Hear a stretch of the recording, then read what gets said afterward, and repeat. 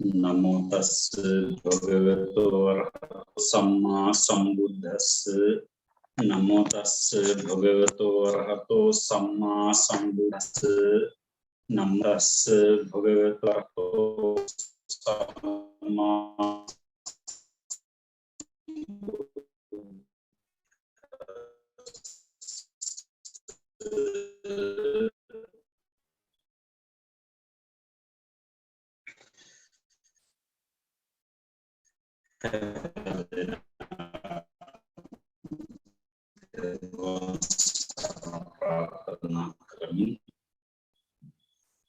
tapi abidarana පාඩම ඉනෝපිට වගේ කරලා තියෙනවා. මේ තරම් කියලා දීලා නැහැ.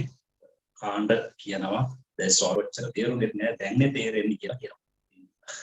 ඉල්ලීමක් කළාන් අභිධර්මික කියලා මොකුත් දන්නේ නැති අයට අලුතෙන් ඉගෙන ගන්න කියලා දෙන්න කියලා. මේ කාරණයක් දෙන්න කරලා අපට පුළුවන් තරම් සරල කරලා කියනවා.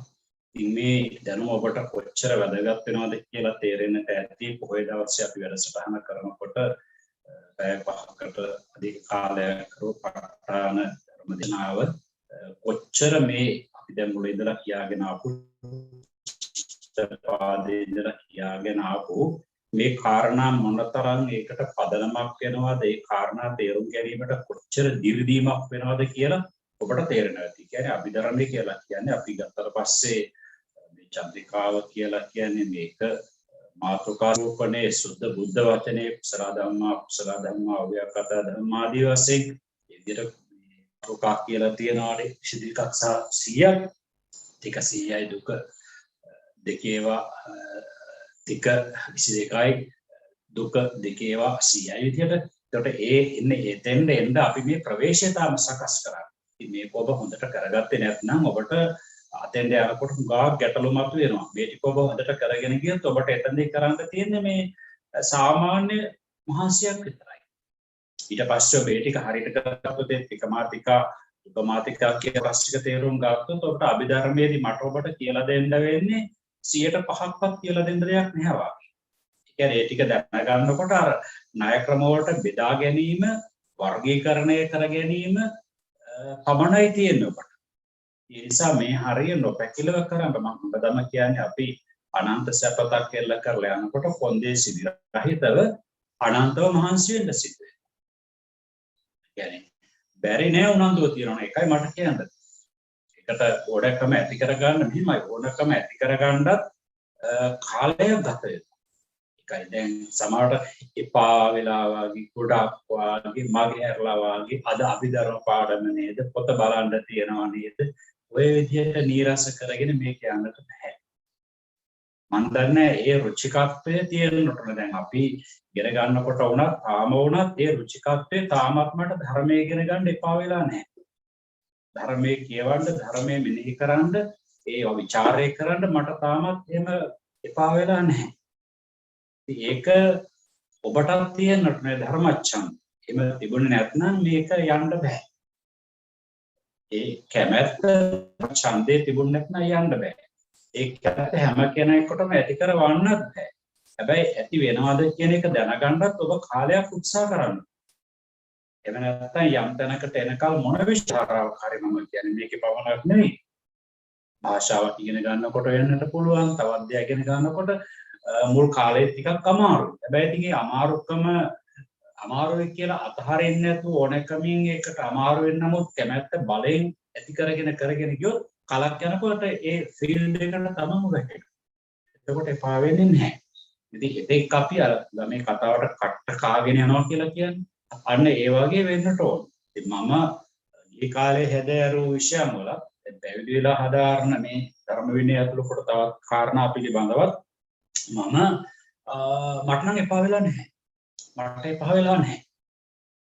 අන්න ඒකයි. මම තාමත් ඉගෙන ගන්නවා කියන මානසිකත්වයෙන් මම ඉන්නේ මේ උගන්වන්නේ ඉගෙන ගන්නවා කියන අදහස. මගේ ප්‍රධාන කාර්යය ධර්ම විනය ඉගෙන ගන්නවා කියන තැන ඉඳගෙන මම උගන්වන්නේ. ඒ කියන්නේ මම තෘප්තිමත් වෙලා නැහැ. රහත් වෙලා නැති එක වෙනම කතාවක්. මේක ඉගෙන ගැනීම තුළින් තෘප්තිමත් වෙලා නැහැ. ඒ කියන්නේ මට හිත තියෙන මේ ඔක්කොම දැනගන්න ඕන කියන මානසිකත්වයක් මට තියෙනවා. මම හේතුව මොකක්ද කියලා එක කොටසක්වත් නැතුව සියල්ල දැනගන්නට නම් කියන මානසිකත්වයක් මට තියෙනවා. ඒ අතින් මම හරි අතෘප්තිකරයි. ධර්මයේ සම්බන්ධයෙන් කටයුතු කරගෙන යනකොට ඉතින් ඒ தත්ත්වය ඔබටත් තියෙනවා නම් ඒක නරකක් කියලා හිතන්න එපා. ඒක තියාගන්න. මොකද එතකොට අපට අපි බලාපොරොත්තු වෙන ඉලක්කය දක්වා යෑමට ඒක ලොකු දැන් අපි මෙතනදී මේ ජීවිතේ නතර වෙනකොට ඒ පුහුණුව අඩාල වෙන්න නෙවෙයි. ඒ පුහුණුව නැවත වතාවක් පටන් ගන්න තැන ඉඳලා ආය ජීවිතයක් ලැබුවට පස්සේ මේ පුහුණුව එතෙන්ද අනුයුක්ත කරගන්න. අනුබද්ධ කර ගැනීමට. හැකියාව තියනවාද කියන තරමට මනසට ධර්මච්ඡන්දය ඕනකම ඇති වෙන විදිහට කරගෙන යන්න. නැත්නම් වැඩි අසාර්ථකයි. ඒ කියන්නේ එපා වෙලා කරනවා නම් ඒකට චුතිය සිද්ධ වෙලා පටිසන්ධි ගන්නකොට එතකොට හිත යන්නේ කැමති දෙයක් නේ. ඒතර මේකට අපේ කැමැත්ත ඇති වෙලා නැත්නම් ඒ කියන්නේ අපට ඒක පිළිහිටන්නේ නැහැ නේද? අනිත් අපට කියන්න බෑනේ සෝවාන්වත් වෙලා නැත්නම් දුගතියකට නොයයි කිය දුගතියකට ගියා කියන්නේ. දැන් එතෙන්ද ගියාට පස්සේ එතනින් විතර නැවත වතාවක් මේක කනෙක්ට් වෙන්න. දැන් අපි පටන්ගෙන නතර කරපු තැන ඉඳලා වැඩ කරගෙන යන. ඒ නිසා මේ අපේ පුහුණුව ගැන ඒ කෝස් එක පිළිබඳව හොඳට අවබෝධය යන්න. අපි මේ යන්නේ චතුරාර්ය සත්‍ය අවබෝධය. ඒක අවබෝධය කියන්නේ දුක්ඛ සත්‍ය පිළිබඳ අවබෝධය, සමුදය සත්‍ය අවබෝධය, නිරෝධ සත්‍ය අවබෝධය, මාර්ග සත්‍ය අවබෝධය. නේද? දුක්ඛ සත්‍ය පිරිසිදු අවබෝධ කිරීම කියලා පිරිසිදුවීම වශයෙන් අවබෝධ. ඒ හරියටම තෝරා බේරාගෙන මෙන්න කායික මානසික දුක් යනාදී විදිහට තේරුම් ගැනීම, අවබෝධ කිරීම.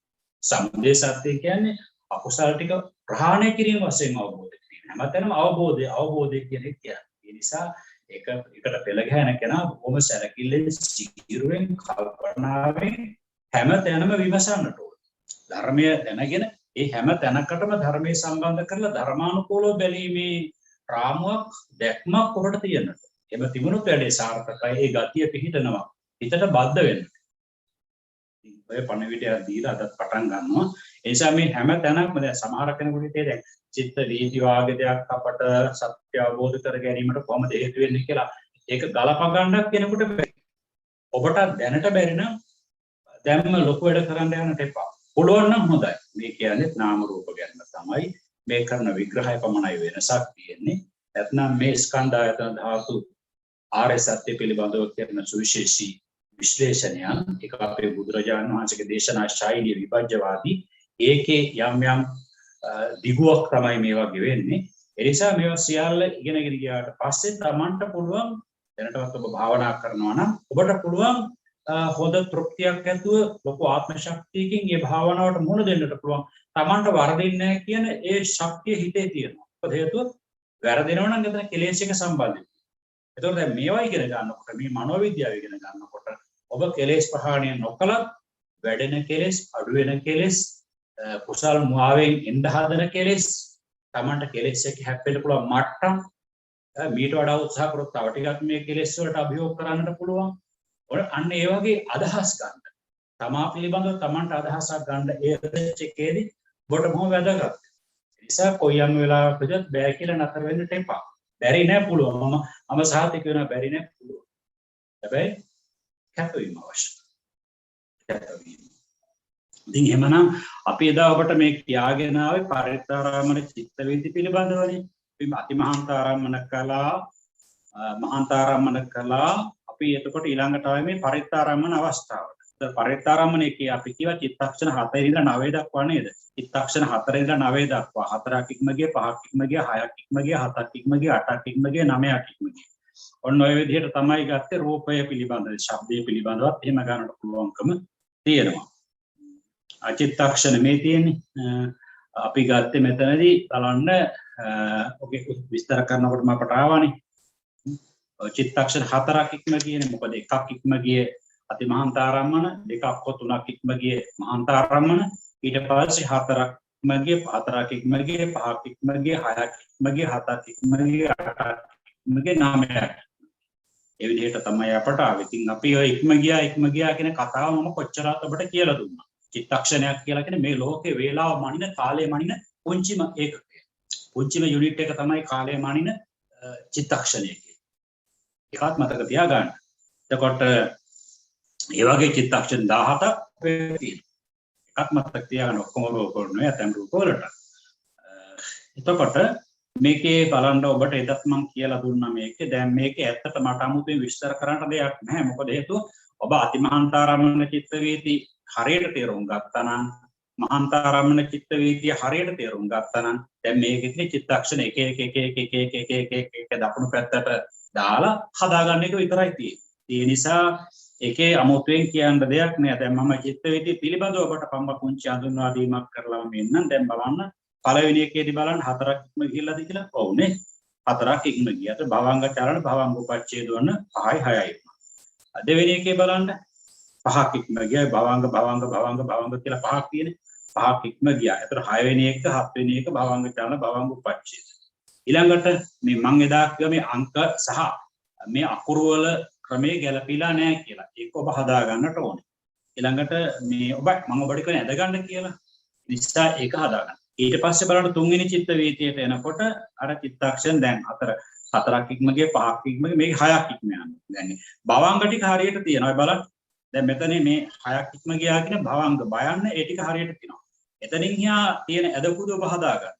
ඊළඟට බලන්න 7 වෙනි එකට එනකොට බලන්න ඒක එහෙනම් 7ක් ඉක්ම යනකොට ඒකෙත් හරියටම පේරියට තියෙනවා. පළවෙනි භවංගයේ කෙලින් එක තියෙනවා, දෙවෙනි භවංගයේ කෙලින් දෙකක් තියෙනවා. 7 දක්වා ඒ ටික කිසි ගැටලුවක් නෑ ඔබට තියෙනවා. ඊළඟට බලන්න ඊළඟ චිත්ත වීතියට එනකොට දැන් අපි ඒතකොට 1යි 2යි 3යි 4යි 5 වෙනි චිත්ත. 5 වෙනි චිත්ත වීතියට බලන්න භවංග 8ක්. ඔන්න ඒක ටිකක් ඇද වෙලා ගිහිල්ලා තියෙනවා. 8 වෙනි භවංගයයි 8 ඉලක්කමයි ඇද වෙලා ගිහිල්ලා තියෙනවා. නමුත් ඒක ප්‍රශ්නයක් වෙන්නේ නැහැ. මුල ටික හරිය නිසා ගන්නට පුළුවන්. ඊට පස්සේ චිත්ත වීතිය බලන්න 6 වෙනි චිත්ත වීතිය දෙනවා 8ක් ඉක්ම. ඒක හරියටම තියෙනවා. භවංග 8ක් තියෙන්නේ. භවංග චලන භවංග උපච්ඡේදය රූපේ මුල් කරගෙන සැලීච්ච සිඳිච්ච අවස්ථාවේ. ඒ නිසා මේකේ 8ක් නව 9ක් ඉක්ම. අර 8ක් ඉක්ම ගියේ 6 වෙනි චිත්ත වීතියේ 9ක් චිත්තක්ෂණ ඉක්ම ගියේ. එතකොට රූපයේ චිත්තක්ෂණ කියන මේ කුඩාම කාලය මනින ඒකකේ 17ක් තියෙනවා. ඒ 17න් එතකොට මෙතන ඉක්ම ගියලා තන 9ක්. 9ක් ඉක්ම ගියලා රූපේ චිත්තක්ෂණ අනුව ගත්තට පස්සේ නාමයේ චිත්තක්ෂණ රූපයට අනුව නාමයේ චිත්තක්ෂණ ගත්තට පස්සේ ඒ කාලයන් 9ක් ඉක්ම ගිහිල්ලා තියෙනවා. ඉතින් මම හිතන්නේ මේක මම ආයෙ ඇඳ තෝරන්න දෙයක් අවශ්‍ය කරන්නේ නැහැ. ඊළඟට බලන්න අගට මේන විස්තරය බලා ගන්න අලුත් පොතේ නම් 167 පළවෙනි ඡේදය මෙහි වොත්තපරයට අනතුරුව එක ජවනයක් උපදින්නට අන්න ඒකේ අපට තියෙන ඡේදයක් නේද? ඒකේ හැම තැනදීම බලන්න දැන් අපි පළවෙනි චිත්ත වීතිය ඉඳලා ගත්තට පස්සේ ඒකේ ජවන් උපදීමට අවස්ථාවක් තිබිලම නැහැ නේ. ඒක බලන්න ඔය දැන් බලන්න එහෙම ඇවිල්ලා දැන් ඔන්න භවංග 4ක් ඉක්ම ගියා කියලා කියනකොට බලන්න අතීත භවංග 4ක් වෙනකොට භවංග චලන භවංග උපච්ඡේද පංචද්වාර වර්ජන චක්කු විඥාන සම්පටිච්ඡන සම්තීරණ වොත්තපන 11 වෙනි චිත්තක්ෂණේ. එතකොට බලන්න 12 13 14 15 16 1000ක් මේ චිත්තක්ෂණ 6යි තියෙන්නේ. එතන 6න් වැඩ කරන චිත්ත වීති තියෙනවා මරණාසන්න චිත්ත වීති ආදී මේකට එන්නට බෑ. මේකට නොයර නිසා මේ චිත්ත වීතියට අර විදියට මේකට ජවන් වැඩ කරන්නේ. සාමාන්‍යයෙන් ජවන් වල පොදු ස්වභාවය තමයි කාමාවචර ජවන් වල පොදු ස්වභාවය 7ක් වැඩ කරන්නේ. ඒතකොට 7ක් වැඩ කරන්නේ නැති නිසා මොකද වෙන්නේ? ඒ වෙනකොට වත්තපන 3ක් ඉපදිලා ඊතර චිත්තක්ෂණ 3 භවංගගත වෙනවා. එතකොට දැන් භවංගගත වෙනවා.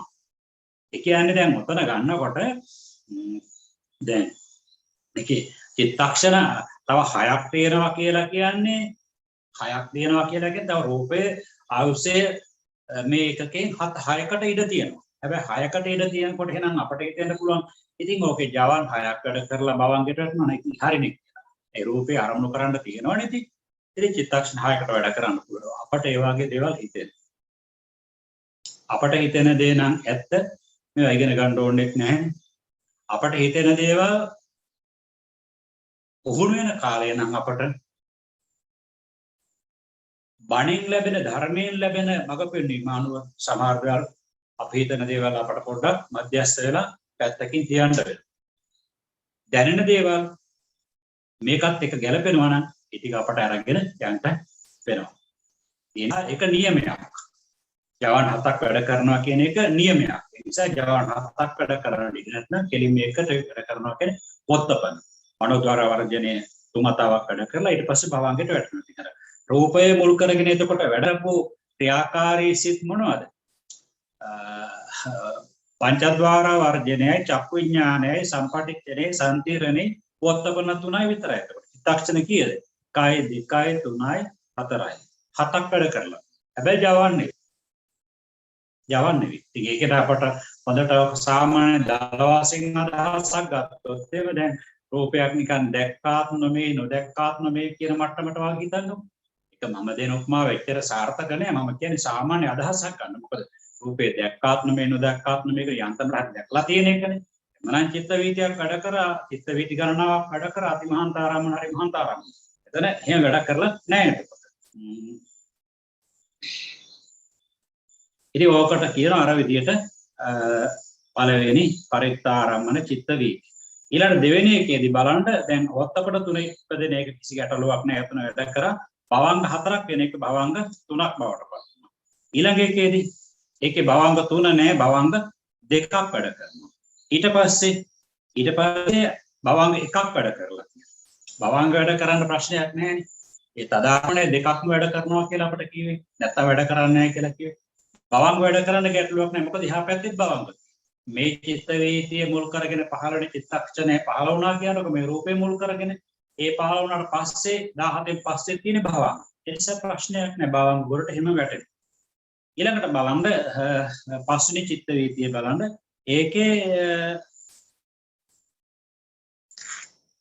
4වෙනි එකේ එක භවංගයකට ඉඳ තියෙනවා. ඊළඟ එකේදී බලන්න වත්තපන වැඩ කරලා ඒකෙත් එකක් දාලා තියෙනවා. දාන හදා ගන්න බලන්න. එතකොට මේක පස්වෙනි චිත්ත වීතියනේ පස්වෙනි එක. එතකොට ඒකේ ගත්තට පස්සේ චිත්තක්ෂණ කීයක් ඉක්ම ගියද අපි කිව්වේ වත්තපයට අනතුරුව.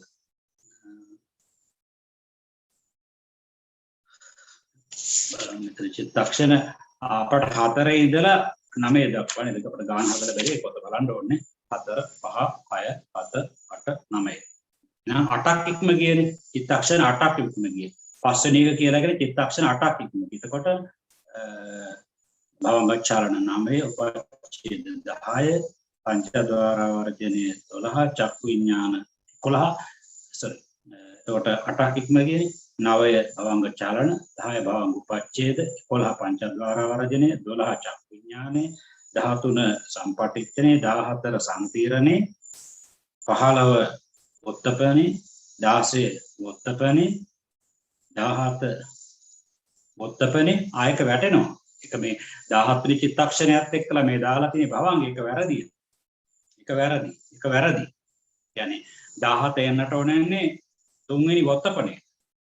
එකයි එන්න දැන් භවංගය අර සාමාන්‍ය වශයෙන් වැඩ කරන භවංග තියෙන එකයි කියන්නේ. අනික තව එකක් දැන් බලන්න ඔතන උඩ තියෙන ඉරි කෑල්ල බලන්නකො. ඒ ඉරි කෑල්ල ඇවිල්ලා තියෙන්නේ මෙතනින් වොත්තපනයක්. ඉරි කෑල්ල එන්නේ අර ඒක රූපය නෙවෙයි අරමුණ කියන එකනේ. ඒ දැක්වීමත් නමුත් මේ ඉරි කෑල්ල උඩින් ඇවිල්ලා තියෙනවා බලන්න. ඔය පස්වෙනි චිත්ත වේදී ඉරි කෑල්ල ඇවිල්ලා වොත්තපණය දක්වා ඇවිල්ලා. වොත්තපණය දක්වා ඉරි කෑල්ල එන්නට බෑ. වොත්තපණයෙන් අවසන් වෙනවා චිත්ත වේදී. අනේකයි මේ 17 අදාළ 17 වෙනි චිත්තක්ෂණයේ වොත්තපණය. එතකොට ඒ නිසා ඒ චිත්ත වීතිය ඇඳලා තියෙන ක්‍රමේ වැරදි. ඒ නිසා දැන් හැබැයි අර මුල් ණය ක්‍රමයේ අනුවට පස්සේ මුල් චිත්ත වීතිය ඇඳපු ඒ රටාව ආවට පස්සේ ඔබට මේක ගැටලුවක් ගන්න අවශ්‍ය නැහැ. කරාත්තපට ගැටලුවක් වෙනවා නම් ඔය ඉගෙන ගන්න පිරිසේ ටිකක් කල්යතු ඉගෙන ගත්තා ඉන්නවා. ඒගොල්ලන් අසාධන ගන්න. ඒතර චිත්ත වීති ටික ඔබ අඳින්න. චිත්ත වීති ටික ඔබට මම කියවනේ අතිමහන්තාරම්මන මහන්තාරම්මන මේ ටික ඔක්කොම අඳින්න කියවනේ. ඒ ඇඳලා පස්සේ ඔබට එකින් එකට චිත්තක්ෂණේ අඩු වෙවි එනකොට බව අතීත භවංග ගන්න වැඩි වෙවි එනකොට ඔබට තේරුම් ගන්න පුළුවන් මේක. ණය ක්‍රමය. ඊළඟට බලන්න 6 වෙනි චිත්ත වීති. චිත්තක්ෂණ 9ක් ඉක්මනට.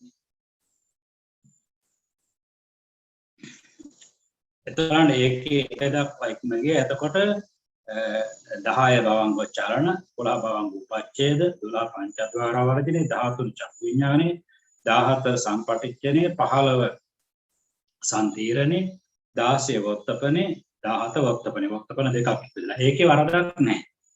ඒකෙත් හැබැයි පළවෙනි දෙවෙනි වත්තපනේට අර ඉරි කැලු වලින් ඇවිල්ලත් මේක වැරදි. නමුත් භවංගේ ගිහිල්ලා තියෙනවා 17 ඉක්මවලා. ඒ නිසා ඒක හරි. 17 වෙනි චිත්තක්ෂණයත් වත්තපන තමයි වෙන්න ඕනේ. එතකොට මේකෙදි කියනවා වත්තපනේට අනතුරු එක ජවනයක් ඉපදීමට ආයුෂ ඇතත් ටිකක් උපදින ධර්මතාවක් චිත්ත නියාමයක් නැහැ. ඉතින් මේ ටිකට කියනවා මේ පරිත්තාරම්මන චිත්ත වීතිය කියලා කියනවා. ඒ වගේම මේ ටිකට කියනවා වත්තපන වාරය.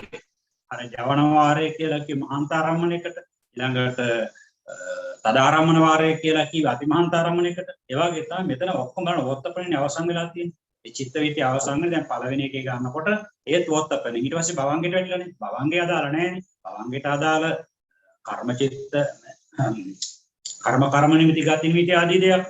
නිසා මේ හැම එකක්ම අවසන් වෙලා තියෙන වත්තපන. ඒ නිසා ඒ විදිහට කියනවා මේකට වත්තපන වාර කියලා විශේෂ නමක් ලැබෙනවා මේ පරිත්තාරම්මන චිත්ත වීතිය. ඉතින් බලන්න වත්තපනේ දෙවරක් උපදින්නට රූපේ ආයු මද නම් එක වත්තපනයක්වත් ඉපදෙන්නේ නැහැ. ඒක දැන් අවසානයේදී වත්තපන දෙකක් ඉපදීමට එකත් අර තදාලම්බනේ වාගේ තමයි නියමයක්. වත්තපන කියන මනෝද්වාර වර්ජනයේ පංචද්වාර වර්ජන චිත්ත වීති වලදී මනෝද්වාර වර්ජනයට ලැබෙන විශේෂ නමක් තමයි වත්තපන. එතකොට මේ රූපේ දෙවරක් උපදින්නට ආයුෂ මදන එක වත්තපනයක්වත් නොයිපිද භවංග චලනයේ පමණක් නැවත භවංගයටම බසිනේ. පමණක්ව නැවත භවංගයට වටිනවා. ඒකට කියන්නේ අතිපරිත්තාරම්මන ඉදිරියේදී අපට ටික එනවා. මෙහි පිළිවෙල මත පාඩමින් දක්වනු ලැබේ. ඔය කිව්වේ අතිපරිත්තාරම්මන අවස්ථාව. ඒකෙදී කෙලින්ම මේ වත්තපනයක්වත් උපදින්නේ නැහැ. ඊළඟට කියනවා දැන් චක්කුද්්වාරයේ සම්බන්ධයෙන් මේ ටික කිව්වේ. එතකොට සෝතද්්වාරයේ සම්බන්ධ චිත්තක්ෂණ 4ක් ඉක්ම ගිය, 5ක් ඉක්ම ගිය, 6ක් ඉක්ම ගිය, 7ක් ඉක්ම ගිය, 8ක් ඉක්ම ගිය, 9ක් ඉක්ම ගිය කියලා චක්කුද්්වාරික පරිත්තාරම්මන චිත්ත වීති 6ක් ආවා වගේම සෝතද්්වාරයේ සම්බන්ධයෙන් 6ක්. ගාහනද්්වාරයේ, ජීවහද්්වාරයේ, කායද්්වාරයේ කියන ඒ දොරටු වල 6 ගාන එනවා. එතකොට දොරටු පහට 6 වරක් 5 30යි. ඒ විදිහට එතකොට අපි අතිමහාන්තාරම්මන චිත්ත වේදී දොරටු 6ට චක්ෂුරාදී දොරටු 6ට 5යි. මහාන්තාරම්මන චිත්ත වේදීකේ දොරටු 6ට 10යි. ඊළඟට පරිත්තාරම්මනයකට එනකොට අර විදිහට චිත්තක්ෂණ 4 ඉඳලා 9 දක්වා ඉක්ම ගිය සියල්ලම ඇතුළත් වෙන නිසා එකට කියනවා පරිත්තාරම්මන. ඒකේ තියෙන දර 30ක්. ඉතින් මෙහෙමයි. දැන් මේ වචන නෙමෙයි වැදගත්. මේ වචන අපට වැදගත් වෙන්නේ ඒ කාරණේ මතකයේ තබා ගැනීමට, පෙළගස්වා ගැනීමට මේක අපට වැදගත්. ඒකට පැහැදිලි නිර්වෝල් තියෙනවා. දැන් අපි මේක එකක්වත් අපි කියමුකෝ දැන් අතිමහාන්තාරම්මන කියලා නම් ලැබුණේ නැහැ, මහාන්තාරම්මන කියලා නම් දැම්මේ නැහැ, පරිත්තාරම්මන, අතිපරිත්තාරම්මන ඔකක්වත් නම් දැම්මේ නැහැ කියලා කියනකො. දැන් ඔබට තේරෙනවා නම් මෙහෙම චිත්ත වීතියක් තියෙනවා, චිත්තක්ෂණ එකක් ඉක්ම ගිය මෙහෙම වර්ගයක් තියෙන අරමුණ ප්‍රකට වෙයි. ඊළඟ එකේ තියෙනවා චිත්තක්ෂණ දෙකක් ඉක්ම ගිය, චිත්තක්ෂණ 3ක් ඉක්ම ගිය, 4ක් ඉක්ම ගිය. ඔය ක්‍රමයේ මතක තියාගත්තත් ඇති. හැබැයි අපිට එක ගත්තට පස්සේ අර පිළිවෙලක් ක්‍රමයක් එච්චරයි මෙතනින් ගන්න තියෙන්නේ. මොකද මේව කටපාඩම් කරගෙන හිටියා කියලා කාටවත් මේ එක විදර්ශනා භාවනාවක් වෙන්නේ නැහැ නේ. මේවා අපිට යම් යම් අවස්ථාවලදී මේවා අපිට වැදගත් වෙනවා. මොකද අර පිරුණු ගතියකින් යුතුව සමත විදර්ශනා භාවනාවට Tamanට එන්න පුළුවන්. මොකද හිතේ පහළ වෙන ධර්මතාවක් හඳුනා ගැනීමට නිවැරදි ආකාරයෙන් යෝනිසෝ මනසිකාරය, අයෝනිසෝ මනසිකාරය හරියට හඳුනා ගැනීමට මේවා අපට උපකාර වෙනවා. ඒ නිසා ඒකයි අපිට අපි මේ ඉගෙන ගන්න ඒකටයි. ඊළඟට බලන්න මේ පාඩම අපි අවසන් කළා. ඊළඟට අපට එනවා ඔන්න අතිපරිත්තාරම්මන චිත්ත වීති. අතිපරිත්තාරම්මන. ඉතින් මේ වගේ අමුතුවෙන් කියන්න දෙයක් නැහැ. මොකද අර එක ක්‍රමයකට ආපු විදිහටනේ තියෙන්නේ. ඒකේ බලන්න අපි චිත්තක්ෂණ 4 ඉඳලා 9 දක්වා ඉක්ම ගියා නම් ආයුෂයේ ඒ රූපයක් පතිත වෙනකොට චක්ෂු දොරටු චක්ෂුද්්වාරයට අපි ඔබට කිව්ව එතකොට එතන චිත්ත වීති ඔක්කොම 5ක් එක ద్వාරයකට 6ක් එක ద్వාරයකට 6ක්. ඒතකොට දැන් මේ කියන්නේ ඊටත් පස්සේ කියන්නේ චිත්තක්ෂණ 10 ඉඳලා 15 දක්වා එකක් ඉක්ම ගියා නම් අතිමහාන්තාරම්මන, දෙකක් සහ 3ක් ඉක්ම ගියා නම් මහාන්තාරම්මන, 4ත් එක්කලා 9 දක්වා ඉක්ම ගියා නම් පරිත්තාරම්මන, දැන් 9 ඉඳලා 9 ඉඳලා කියන්නේ 10 10 11 12 ආදී වශයෙන් එතනක් ගන්නවා අපිට චිත්ත වාර 16ක් 16ක් ගන්න 10 11 12 13 14 15 16 15ක් කියනවා 10 11 12 13 14 15 6ක් කියනවා ඒකෙත් 6ක් කියනවා අතිපරිත්තාරම්මණයක බලන්න චිත්තක්ෂණ 4 පටන් 9 දක්වා ආයු ඉක්ම ගිය රූප ආපාතගත වීමෙන් අන්න එතකොට දැන් එතකොට රූපේ ඉපදිලා මේ කියන උඩා කාල වේලාව එහෙම නැත්නම් චිත්තක්ෂණ 9ක් 10ක් ඉක්ම ගියේ 11ක් ඉක්ම ගියේ 12ක් 13ක් 14ක් 15ක් ඉක්ම ගියේ අන්න ඒවා තමයි මෙතනදී මේ අතිපරිත්තාරම්මන චිත්ත චක්කුද්්වාරයක අතිපරිත්තාරම්මන චිත්ත වීති දැන් මේ වචනම තේරුම් ගන්න චක්කුද්්වාරය කියලා කියන්නේ චක්කුද්්වාරයට අයත් පරිත්ත කියලා කියන්නේ ස්වල්ප අතිපරිත්ත කියන්නේ ඊටා ස්වල්ප අරමුණ ඊටා ස්වල්පයි කියන එකනේ අරමුණ ස්වල්පයි කියලා කියන්නේ අරමුණ ගැනීම අරමුණ බිඳෙන්නට රූපාරම්මනාදී බිඳෙන්නට ඔන්න මෙන්න එතකොට අර සිත් වලට ගන්න තියෙන අරමුණ ඊටා පරිත්තයි ටිකයි ආන්නේ අර්ථයෙන් ඔය කියන්නේ ඒකේ චිත්තක්ෂණ 4 පටන් 9 දක්වා ආයු ඉක්ම ගිය රූප චක්ෂුවට වැටුණට පස්සේ ඒවට පරිත්තාරම්මන කියලා අපට ඉස්සලා කියලා දුන්නා. දැන් මේ අතිපරිත්තාරම්මන කියලා කියනකොට ඒක ඊටත් වඩා අඩුයි. ඒ කියන්නේ චිත්තක්ෂණ 10 පටන් 15 දක්වා ඉක්ම ගිය රූප. රූපේ ඉපදිලා චිත්තක්ෂණ වශයෙන් ගත්තට පස්සේ වේලාව මනින ඒකකේ පුංචි මේකකය මේ චිත්තක්ෂණය කියන එක ඒ ක්‍රමයෙන් ගත්තට පස්සේ වැඩිම චිත්තක්ෂණ ගණනාවක් වැඩිම කාල වේලාවක් ඉක්ම ගිය රූප කියන එකයි මේකෙන් අදහස් කරන්නේ. එතකොට මේ චක්ෂුවට වැටිලා තියෙන්නේ. ඒකෙත් අවස්ථා 6ක් ගන්නවා අතිපරිත්ත කියන කොටසට ඒ නිර්වචනයේ යටතේ. ඒකේ වාර 5ක් ගන්නවා 6ක් ගන්නවා අර පරිත්තාරම්මන එකේ වගේ. චිත්තක්ෂණ 10ක් ඉක්ම ගිය සප්ත චිත්තක්ෂණ ආයුෂ්ක. චිත්තක්ෂණතා රූපේ තියෙන චිත්තක්ෂණ බිඳෙන්නට චිත්තක්ෂණ 7යි. රූපයක් ඒ විදිහේ රූපයක් චක්ෂුද්්වාරයට වැටුණා කියලා හිතන්න කියනවා. ඒ විදිහට 11 වෙනි චිත්තක්ෂණ අවස්ථාවෙහි භවංග චලන. ඊළඟට 12 වෙනි චිත්තක්ෂණ අවස්ථාවේ භවංග චලන භවංග උපච්ඡේද ඊළඟ අවස්ථාව. මතු වොත්තපන දෙකක්වත්. ඒකට කියනවා භවංග චලනය භවංග උපච්ඡේද භවංග චලනය වෙනවා. දැන් 10නේ 10 වෙනි එක භවංග චලන භවංග උපච්ඡේද 11 වෙනි. ඒ වුණාට පස්සේ කියනවා මතු වත්තපන දෙකක්වත් උපදින තෙක් රූපයට නොපවතින්නට කියන පවතින්නට ඉඩ නැහැ. රූපාරම්මණය බිඳෙනවා. එතකොට කියනවා ඉන් ඔබ භවංග උපච්ඡේදාදී කිසි වෙනසකට නොපැමිණ. ඒ භවංග චලනය විතරයි වෙන්නේ. භවංග උපච්ඡේදත් නැහැ එතකොට. නේද? භවංග චලනය විතරක් සිද්ධ වෙලා ඒක නයන්න විතරක් තියෙන්නේ. යලිත් මේ සිත භවංගයට වැටෙනවා. ඒ කියන්නේ දැන් ඒක ඉපද භවංග චලන වෙලා භවංග උපච්ඡේද වෙලා පංචද්වාර වර්ජන සම්පටිච්ඡන සම්තිරණ වත්තපන ඊළඟට නෙන්නේ. එච්චර දුර යනට මේකේ රූපය ආවිසේ නැහැ. ඒ නිසා භවංග චලනේ ඉපදිලා එහෙනම් අපට හිතේ ඉතින් භවංග චලනේ ඉපදිලා ඊළඟට භවංග උපච්ඡේද ඊළඟට පංචද්වාර වර්ජනේ චක්කු විඥාන සම්පටිච්ඡන සම්තිරණ එතෙක් ගියයි. අපට ඒ වගේ දේවල් හිතෙනවා. හැබැයි ධර්මතාවම චිත්ත නියාමය අනුව එහෙම වෙන්නේ නැහැ. ඉතින් ඒ නිසා ඒකේ භවංග චලන වෙලා ආපස්සට මොකද වෙන්නේ? ඊළඟ චිත්තක්ෂණ 1 2 3 4 5 6 ඒ ටික ඔක්කොම භවංග බවටම පත් වෙනවා. ඔන්න ඒකේ මේ චිත්තක්ෂණ ඇදලා තියෙන එකයි අංක පිළිවෙලයි මම හිතන්නේ වරදක් නෑ. බලන්න 1 2 3 4 5 6 7 8 9 10 11 12 13 14 15 පොඩි වෙනසක් තියෙන එක ටිකක් හොඳයි. මේ චිත්ත වීති ඇදලා තියෙන විදිහ හොඳයි. ඊළඟට බලන්න මෙහි 11 වෙනි චිත්තක්ෂණය භවංග චලනය වූ හැටි දැක ගන්න කියලා කියනකොට දැන් අපට හිතෙන්න පුළුවන් නේද? භවංග චලනත් වෙලා භවංග උපච්ඡේදත් වුණා නම් ඒකට ඉඩ තියෙනවනේ කියලා. ඔව් එහෙම හිතුණාට එහෙම වෙන්නේ ඒකයි. සෙස්ස භවංග වූ හැටින් බලන්න කියලා කියනවා.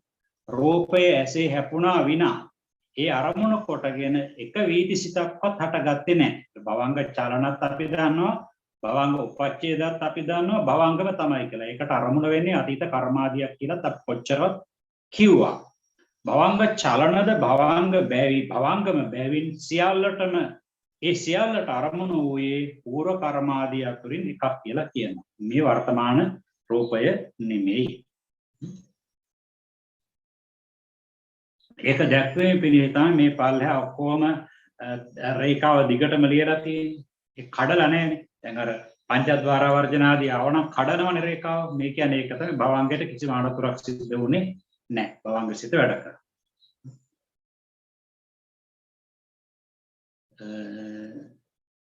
එක වීති සිතක්වත් ඉපදුනේ නැහැ. එහෙයින් මේට මෝඝ වාර, මෝඝ කියන්නේ හිස් වාර. වීති සිත් උපන්නේ නැත්නම් ඒකට කියනවා මෝඝ වාර, හිස්. වීති සිත් කියලා කියන්නේ සක්‍රිය සිත්. ඒවා උපන්නේ නැහැ එතකොට.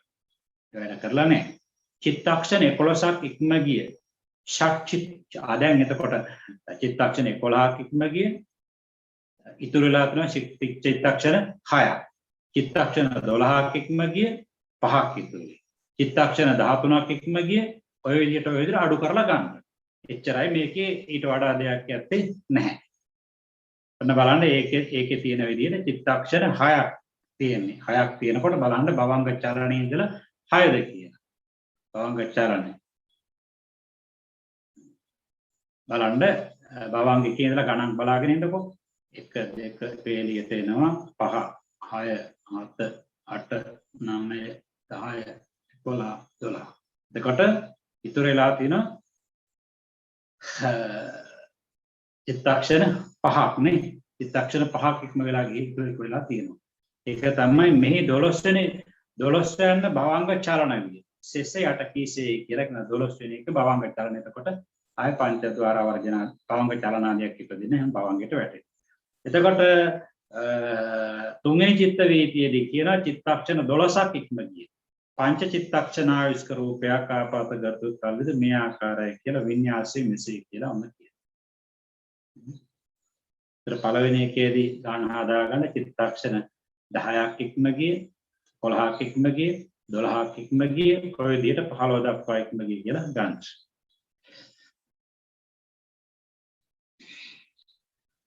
තුන්වෙනි චිත්ත වීතිය මෙහි තෙලස් වෙන්නේ. ඒ කියන්නේ 13 වෙනි එක භවංග චලනයේ සෙස්ස වලින් කියපු ආකාරම. ඊළඟට බල 4 වෙනි අතිපරිත්තාරම්මන චිත්ත වීතිය බලන්න. ඒකේ බලනකොට 14 වෙනි එක තමයි මේකේ භවංග චලන වෙලා තියෙන්නේ. එතකොට ඊටු ටික භවංගගත වෙලා තියෙනවා. ඒ කියන්නේ 15 16 17. ඊළඟ එකේ තියෙන චක්කුද්්වාරික අතිපරිත්තාරම්මන 5 වෙනි එකේදී ඇවිල්ලා තියෙන්නේ 15 වෙනි එක භවංග චලනම. ඊළඟ එකේදී 16 වෙනි එක භවංග චලන වෙනවා. ඒකට ඒක ඉවරයි. දැන් ඒකේ වැරදීමක් තියෙනව නේද බලන්න. දැන් චිත්තක්ෂණ අට මුල ඉඳලම ඔකේ තේරුණා. දැන් බලන්න 10 ඉඳලා 15 දක්වානේ. දැන් මේකේ 10 ඉඳලා 15 දක්වා වෙනකොට අන්තිමේකේදී එන්නට ඕනේනේ 15 වෙනි චිත්තක්ෂණයනේ. 6 වෙනි එකේදී 15 වෙනි චිත්තක්ෂණේ භවංග චලන වෙන්නට ඕනේනේ. අන්න ඒක හරියට බලා ගන්න. මේ මෙතන මට මේ දෙවෙනි චිත්ත වීතිය කියනකොට ඔය ආඩුව පෙරුණා. දැන් පළවෙනි එකේ බලන්න පළවෙනි එකේ එන්නට ඕනේ චිත්තක්ෂණ 10ක් ඉක්ම ගියේ. බලන්න 10ක් ඉක්ම ගියේ 11 වෙනි එක වෙන්නට ඕනේ නේ. ඊළඟට දෙවෙනි එකට එනකොට 11ක් ඉක්ම ගිය 12 වෙනි එක භවංග චලන වෙන්නට ඕනේ. ඊළඟ එකට එනකොට 13ක් ඉක්ම ගිය. ඒ විදිහටයි එන්නේ 13ක් ඉක්ම ගිය කියලා. ඊළඟ එකේදී එන්නේ 14ක් ඉක්ම ගිය. ඊළඟ එක 15ක් ඉක්ම ගිය. හරි ගන්න හරි. මොකද 10ක් ඉක්ම ගිය 10 ඉඳලා 11 දක්වානේ. 10 ඉඳලා 15 දක්වානේ. 10 11 12 13 14 15. 15ක් ඉක්ම ගිය අවසාන එකේ 15ක් ඉක්ම ගිය කියලා යනට ඕනේ එතකොට. ඔය විදිහට තමයි ඒක සකස් වෙලා එන්නේ. දැන් ඔය 6 වෙනි චිත්ත වීතියේ තියෙන්නේ 15ක් ඉක්ම ගිය කියලා. ඒකට භවංග දෙකක් වැඩ කරනවා හැපැත්තේ. චිත්තක්ෂණ 16ක් ඉක්ම ගිය ඒක චිත්තක්ෂණික රූපයක් චක්ෂුද්්වාරයට ආපාතගත වෙන්නේ නැහැ කියලා කියනවා. රූපයගේ භංග අවස්ථාව බැවිනි කියලා කියනවා. 14 චිත්තක්ෂණ ඉක්මගිය රූපයේ කිසිසේත්ම ඒකට රූපයක් නැහැ නේද? ඒක රූපයක් නැහැ. නැති දෙයක් කර්මණු කරන්න බෑනේ. ඒකයි.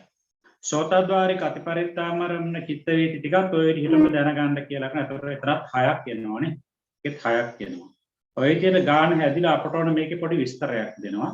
යට දැක්වුණු වීතීනි සාමාන්‍ය වශයෙන් බලතොත් පංචද්වාර වර්ජනේ චක්කු විඥානේ සම්පටිච්ඡනේ සම්තීරණේ වොත්තපනේ ජවණය තදාලම්බනේ කියලා වීතිසිත 7ක්. ඒ කියන්නේ ජවන් 7ක් තිබුණාට ඒක එකක් විදිහට ගත්තා. තදාලම්බන දෙකක් තිබුණාට ඒක එකක් විදිහට ගත්තා. ඒ විදිහට ගත්තාට පස්සේ වීතිසිත 7ක්. ඒ කියන්නේ ජවන් 7ම නියෝජනය කිරීමට එක ජවණයක් ගත්තා. තදාලම්බන දෙකම නියෝජනය කිරීමට එකක්ම ගත්තා. ඒකයි. විශේෂයෙන් බලතොත් පංචද්වාර වර්ජනේ චක්කු විඥානේ සම්පටිච්ඡනේ සම්තීරණේ වොත්තපනේ ජවන් 7 තදාලම්බන දෙක විදිහට ගත්තොත් 14ක් තියෙනවා. 14ක් තියෙනවා. එතකොට කෙටියෙන් ගත්තට පස්සේ 7යි 14ක් බවට පත් උනේ ජවන් 6 ජවන් 7න් 6ක් එකතු වුණා. ආයෙත් තදාලම්බන එකයි එකට තව එකක් එකතු වුණා. ඊට පස්සේ 14ක් බවට පත් වුණා. විස්තර වශයෙන් බලතොත් පංචද්වාර වර්ජනේ චක්කු විඥානාදී 10 සම්පටිච්ඡන යුගලය සම්තීරණ ත්‍රිකය වොත්තපන නම් ওই මනෝද්වාර වර්ජනේ අකුසල් 12 කාමාවචර කුසල් 8 සහේතුක ක්‍රියාවට හේතුත්පාදය කියන මේ 29ක් වූ ජවනොත් එක්ක කරගත්තාට පස්සේ සහේතුක විපාක වූ තදාලම්බන 8ක් වෙනම අරගෙන ඒතර 8 ගත්තේ මොකද සම්තීරණ තුනේම ගත්තු නිසා කාමාවචර සිත් 54යි. එතකොට සෙල් තදාලම්බන තුන එක කීවා ඉස්සර.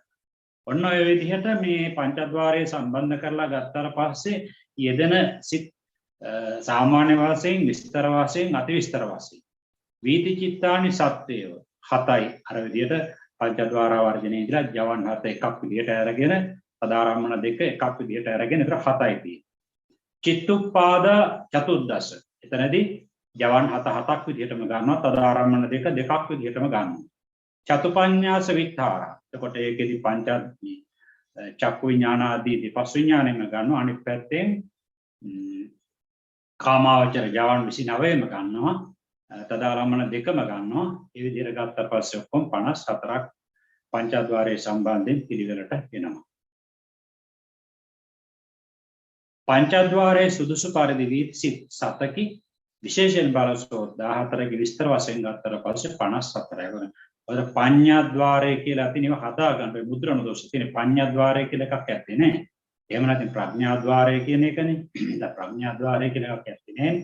පංචද්වාරය කියලා හදා ගන්නවා. මුද්‍රණ දෝෂ හරියට මේ අලුත් පොත්වල තියෙනවා. ඉතින් ප්‍රශ්න ටිකක් තියෙනවා ඔබට.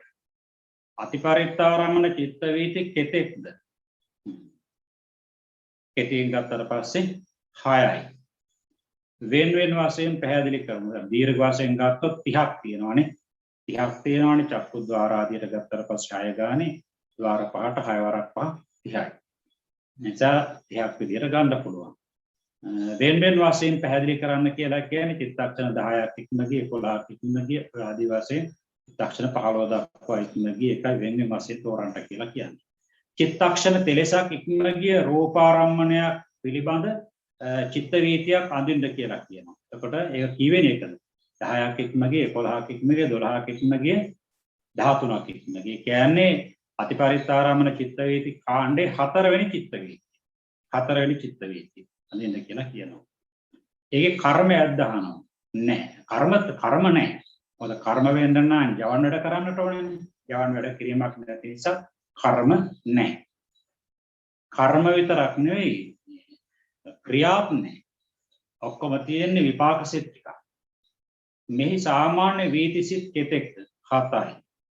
ඉතින් හදා ගන්න කියනර පංචද්වාර වර්ජන ආදී ටික මුලින් ටික පංචද්වාර වර්ජන චක්කු විඥානේ සම්පටිච්ඡනේ පංචද්වාර වර්ජනේ පංච විඥාන කියලා. චක්කු විඥාන නෙවෙයි. එකක් විදියට. පංචද්වාර වර්ජනේ පංච විඥානේ ඊළඟට සම්පටිච්ඡනේ සම්තීරණේ වොත්තපනේ ජවන් 7 ඒ විදිහට ජවන් 7 එකක් විදියට ගන්නවා. තදාරම්මන දෙක එකක් විදියට ගන්න. එතකොට 7යි. විශේෂයෙන් බලතොත් පංචද්වාරය පිළිබඳ වීතිසිත විශේෂයෙන් බලතොත් තියෙනවා 14ක් කවරහුද කියලා කියන දැන් ඔක කියලා දුන්නම කොච්චර හයතෝපාදේ ජවන් වන හැටි අතිමහාන්තාරම්මන වීතියක් ඇඳ එහි විපාක දක්වන්න කියලා. ඉතින් හයතෝපාදේ ජවන් වන හැටි ගත්තට පස්සේ අපි කියමුකෝ දැන් රහතන් වහන්සේ නමකට අපි කියමුකෝ ස්වාමීන් වහන්සේලා පිරිකර වලට කලබලයක් කරනවා දැක්කා කියලා. ඒ වගේ වෙලාවක් කියන්නකො දැක්කට පස්සේ ඉතින් උන්වහන්සේට මේ මටත් මේ වගේ ලොල්කම් තිබුණා දැන් මට ඒවට ලොල්කමක් නැහැ කියලා සිනහ පහළ වෙනවා කියන උපහාසයෙන් නෙමෙයි.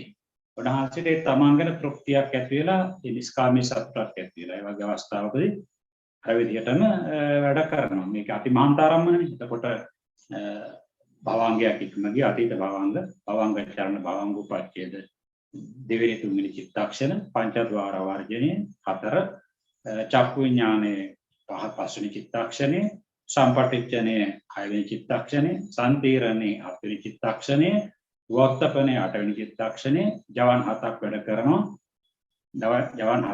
කරනවා ඊට පස්සේ තදාරම්මන 2ක් වැඩ කරනවා අතිමහාන්තාරම්මන විද්‍යාවක් නේ අඳින්න කියන්නේ ඊට පස්සේ භවංගයට වැටෙනවා රූපෙත් ඉවරයි ඉවරයි ඊළඟට බලන්න පරිත්ත මනෝද්වාරික චිත්ත වීති කියලා. පරිත්ත කියන එක අපිට මෙතන පාවිච්චි කළේ කාමාවචර.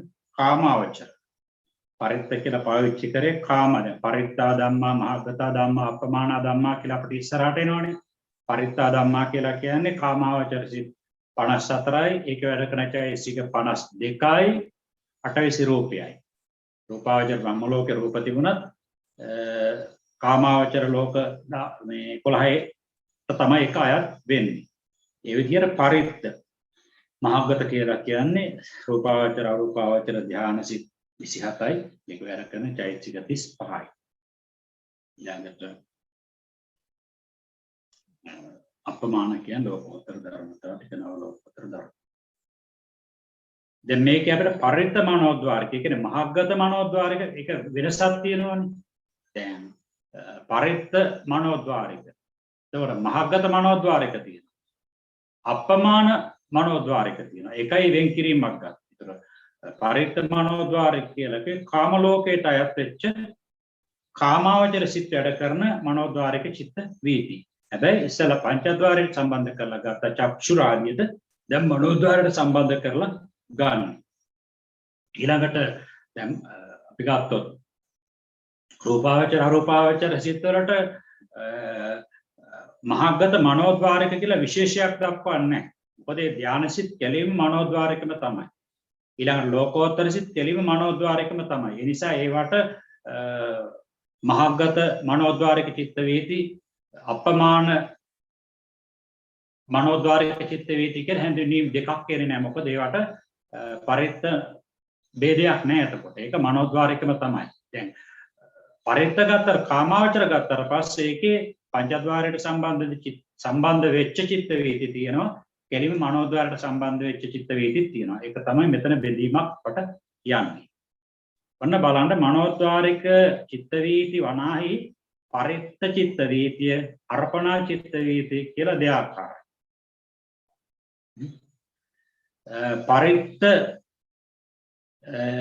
පරිත්ත චිත්ත වීති නම් කාමාවචර චිත්ත වීති. අර්පණා චිත්ත වීති නම් රූපාවචර අරූපාවචර චිත්ත වීති.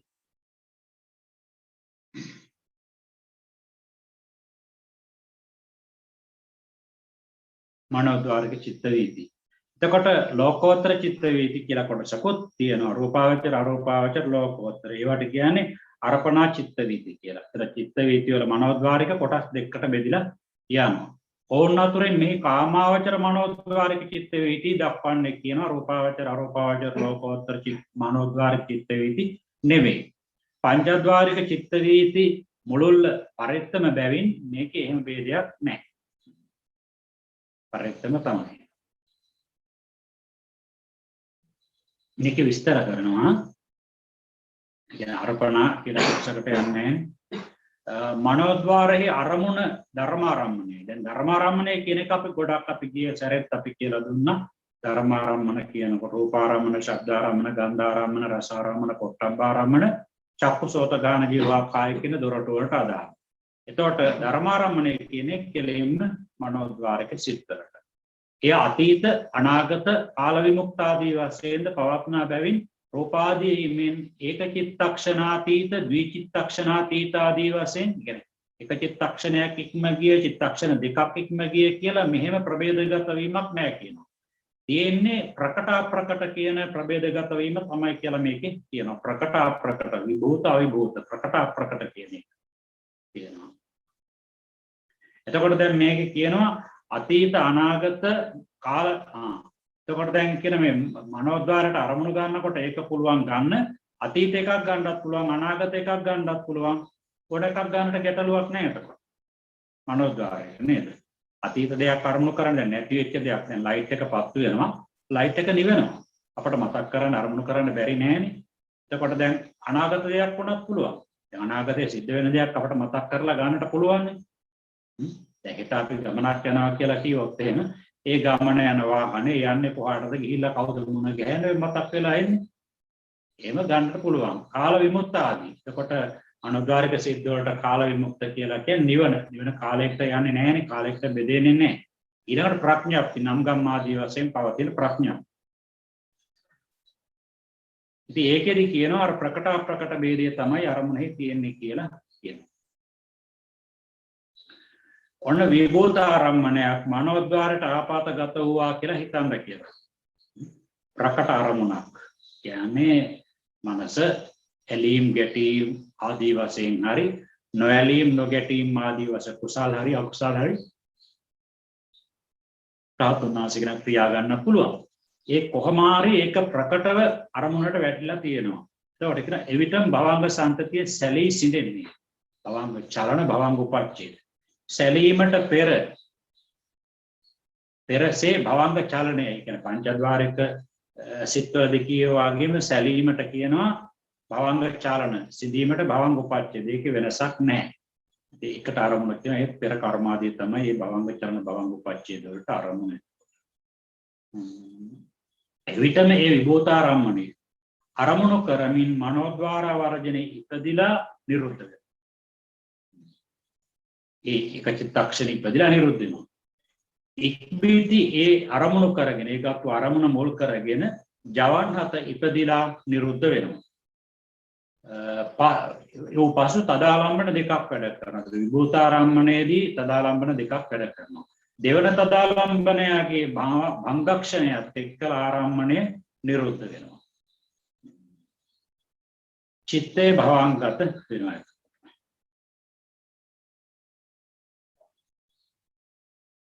එතකොට දැන් මේකේ බලන්න ඔය අපට ඇඳලා තියෙනවා ඒකෙන් වඩාත් එක පැහැදිලි වෙනවා දැන් මනෝද්වාරයෙන් ගන්න අරමුණක් එතකොට මේක අපි දන්නවානේ පංචද්වාර වර්ජන කියන සිත වෙනකොට තමයි මනෝද්වාර වර්ජන සිත වැඩ කරන්නේ එතකොට චක්කු විඥාන පහළ වීමක් නැහැනේ සම්පටිච්ඡන නැහැනේ සම්තීරණ නැහැනේ වොත්තපන කියලා ඒක වැඩ කරන්නේ නැහැ මොකද ඒක තමයි පංචද්වාර වර්ජන වෙනකොට මනෝද්වාර වර්ජන වැඩ කරනකොට සිද්ධ වෙන්නේ වැඩ කරන්නේ වෙන්නේ. ඔන්න ඒකේ ආකෘතියක් පහළ ඇඳලා තියෙනවා.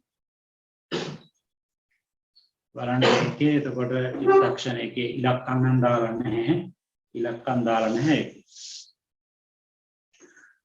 භයන භවංගයට තියෙනවා ඒ දෙමේ අතීත භවංග කියලක භවංග චලන. භවංග උපච්ඡේද මනෝද්වාර වර්ගී. ඉතින් ජවන් හත වැඩ කරනවා තදාලම්බන දෙක වැඩ කරනවා. එතකොට මේක ගත්තු අරමුණ දැන් අපි කියනකොට දැන් මනෝද්වාරයට ගන්න අරමුණු තියෙනවානේ චිත්ත චෛතසික ප්‍රසාද රූප සුකුම රූප නිර්වාණය ප්‍රඥාති ඉතින් කොකට හරි වැඩ කරලා ඔක තමයි සිද්ධ වෙන්නේ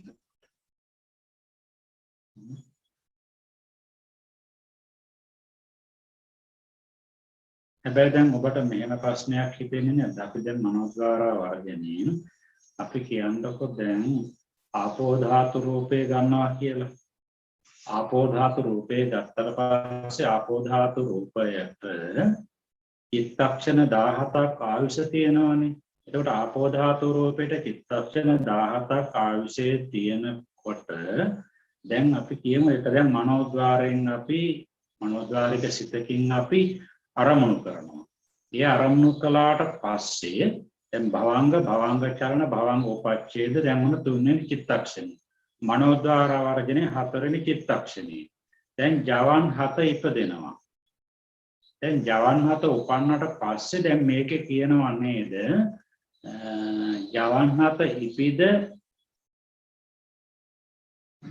නිරුද්ධ වන්නේ විභූතාරාමයේ මනෝද්වාර ඉපදෙනවා. ඉක්බිති එම අරමුණු කරමින් ජවන් 7 ඉපිද නිරුද්ධ වූ පසු තදාලම්බන දෙකක් උපදින්නේ. තදාලම්බනයාගේ භංගක්ෂණයේ සමගම ආරම්මණය නිරුද්ධ වේ කියලා. එහෙම කොහොමද වෙන්නේ?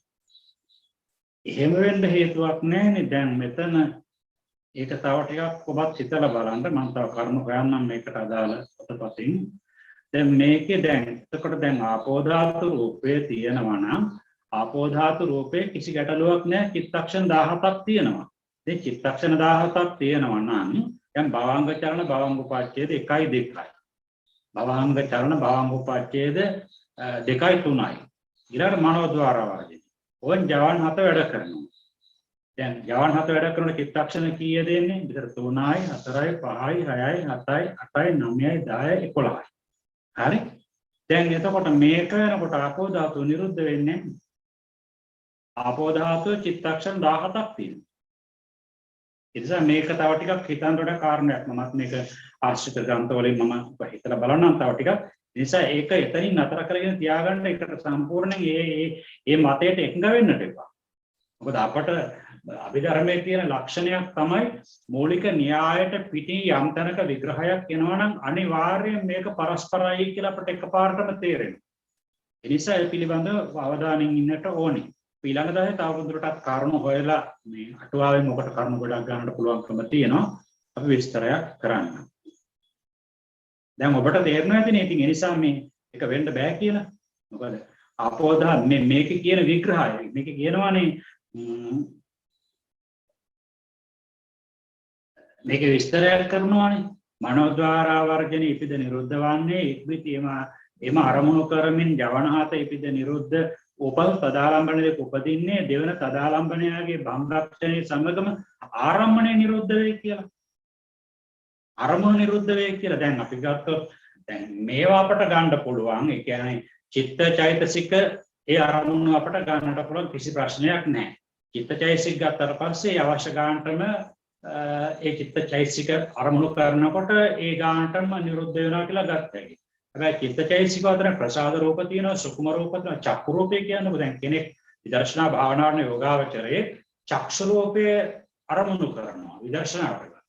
දැන් ඒ අරමුණු කරනකොට මනෝද්වාර වර්ජන ඉපදිලා ඉවර වෙනකොට මේ චිත්තක්ෂණ දැන් මේකේ ගත්තොත් එimhe ජවණයට එනකොට ඒ කියන්නේ මෙතනින් එතන චිත්තක්ෂණ 4යි චිත්තක්ෂණ 11යි ජවන් 7 වෙනි ජවණය එනකොට. එතකොට චිත්තක්ෂණ 11කින් නිරුද්ධ වෙන්නේ නැහැ චක්ෂු ප්‍රසාදේ, සෝත ප්‍රසාදේ, ආපෝ ධාතු රූපේ. නිසා ඒක තව ටිකක් හිතන්න ඕන කාරණයක්. ඔබත් හිතලා යන්න. මම කරුණු ටිකක් ඊළඟ දවසේ කියලා දෙන්නම්. යට වීතිවල පංචද්වාර වර්ජන ස්ථානයේ පංචද්වාර වර්ජන ස්ථානය කියලා කියන්නේ පංචද්වාරයේ වැඩ කරපු චිත්ත වීතියේ ස්ථානය. දැන් මනෝද්වාරයේ යෙදී තිබෙන සැටිද චක්කු විඥාන සම්පටිච්ඡනාදී නැතුව ජවනයේදී ඇති සැටිත් සලකනු කියලා කියනවා. එසේම මනෝද්වාර වර්ජනයේම වර්තපන කෘත්‍ය කෙරෙන ඒක ආකාරයක් දැනගන්න කියලා කියනවා. මනෝද්වාර වර්ජනයෙන් පංචද්වාර වර්ජනයෙන් පංචද්වාරික චිත්තවලදී පංචද්වාර වර්ජනයෙන් කරන කටයුත්තත් ඒ වගේම පංචද්වාරික සිත්වලදී වර්තපණය කරන කටයුත්තත් කියන කටයුතු දෙකම මනෝද්වාරික සිත්වලදී මේ මනෝද්වාර වර්ජනය සිද්ධ වෙනවා කියන එක එතනින් කියන්නේ.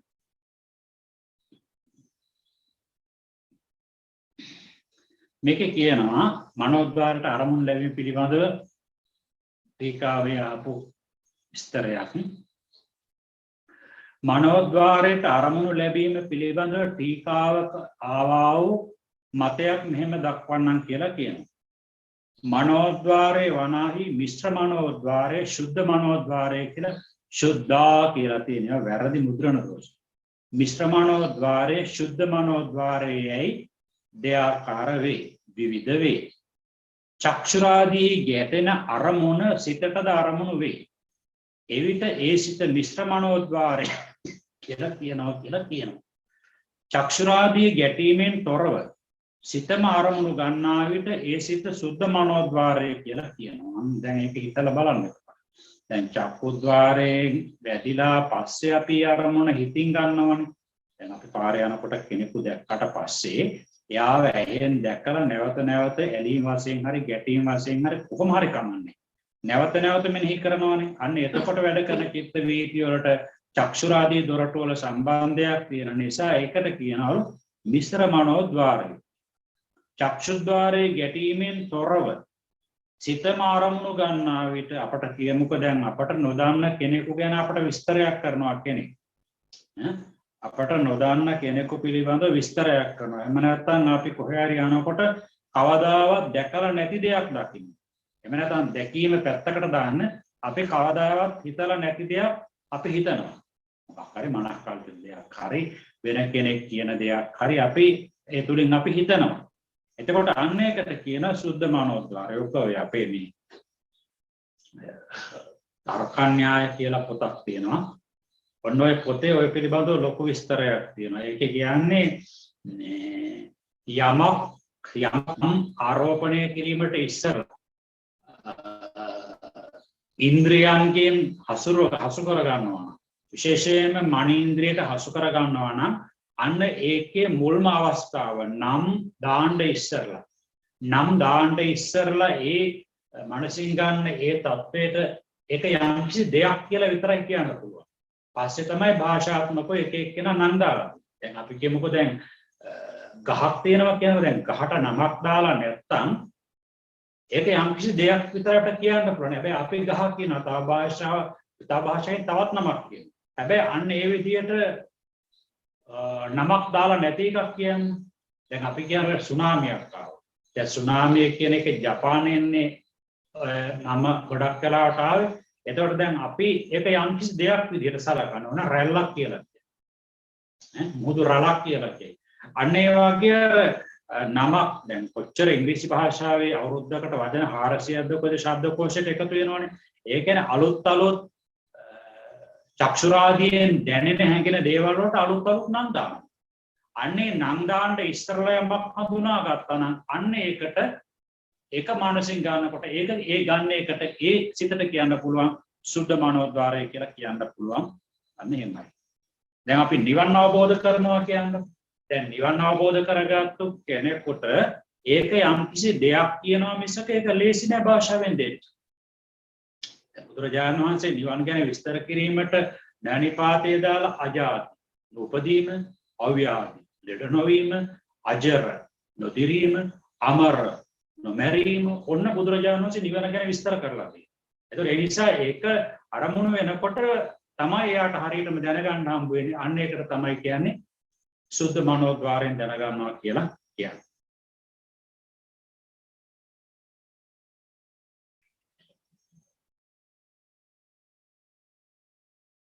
ඊළඟට ඒකක් තියෙන සුද්ධ මනෝද්වාරයක් කියන පංචද්වාරානුබද්ධය විසුද්ධිය කියලා ඒකත් දෙආකාරයකට යනවා කියලා. සුද්ධ මනෝද්වාරයේ කොටස් දෙකකට බෙදෙනවා. ඒ කියන්නේ පංචද්වාරයත් එක්කලා බැඳිච්ච මනෝද්වාරය සුද්ධ මනෝද්වාරයේ විසුද්ධිය කියලා සම්පූර්ණයෙන් වෙන් වූ කියන අර්ථ දෙකක් තියෙනවා.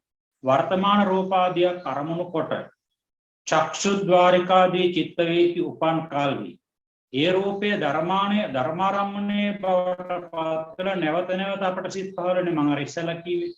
අන්න ඒක තමයි. එතකොට කියනවා ඒකට මිශ්‍ර මනෝද්වාරය කියලා. ගාන්ටාවට ගැසීමෙන් ලැබෙන ශබ්දයට අනුව නොඑක්වර අනුරාව කියලා කියන දෝංකාරය දෙන්නේ ඒ සම්පතිය වාගේ. එය පංචද්වාරානුබද්ධ මනෝද්වාරය කියලා කියනවා. ඒක මිශ්‍ර මනෝද්වාරය කියන එකටත් සම්බන්ධයි. එසේ පංචද්වාරානුබන්ධ නොව අරමුණු ලබන මනෝද්වාරයට විසුද්ධිය කියලා. විසුද්ධිය කියන්නේ වෙන්වනේ. වෙන්ව සිද්ධ වෙන කියන්නේ කොහොම විදිහට විස්තරයක් අපට කරනමුත් මේවා දැන ගැනීමට හොඳයි. අපට අවශ්‍ය කරන්නේ අර විදිහට චිත්ත වීති පිළිබඳ අවබෝධයක් ඇති කර ගැනීම තමයි. මේවායින් අමතර දැනීමට හොඳයි. එහෙනම් අපිට අපි පාඩම සමාප්ත කරන්න. එනම් මොනවයි කියවෙච්ච කාරණාවට අනුකූලව ඉතලා තම තමාගේ ධර්මඥානය තව තවත් දියුණු කර ගන්නට ඒ තුළින් තමන්ගේ උත්තමාර්ථය දක්වා යාමට මේ තමාගේම කරන විග්‍රහයන් නැමැති උපදේශනාවන් තව තවත් ප්‍රගුණ කරමින් ඉස්සරහට යන්න ඒ සඳහා ඔබට මෙයත් ධර්මයේ අත්කලක් බවට පත් වේවා කියන ආශිර්වාදනය කරමින් අද වැඩසටහන සමාප්ත කරනවා